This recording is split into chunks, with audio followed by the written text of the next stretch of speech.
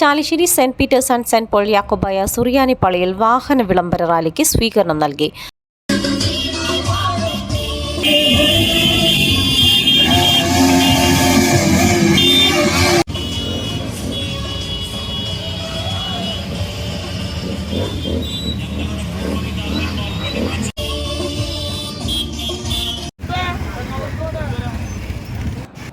കുന്നംകുളം മാർത്താറ്റ് saint mary syrian സിംഹാസന പള്ളിയിൽ കബറടങ്ങിയിരിക്കുന്ന അന്ത്യോക്യ സിംഹാസന പ്രതിനിധിയായ പരിശുദ്ധ സ്ലീബ മോർ ഓസ്താതിയോസ് ബാവയുടെ 96ാമത് ഓർമ്മ പെരുന്നാളിന്റെ ഭാഗമായി സംഘടിപ്പിച്ച വാഹന വിളംബര റാലിയാണ് ചാലിശ്ശേരിയിലെത്തിയത്.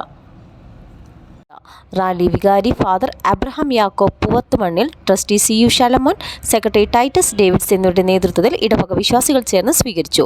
സിംഹാസന പള്ളി വികാരി father Jibin Chacko, father Manu Thankachan, father Siji Mathew എന്നിവർ സംസാരിച്ചു. CNTV ചാലിശ്ശേരി.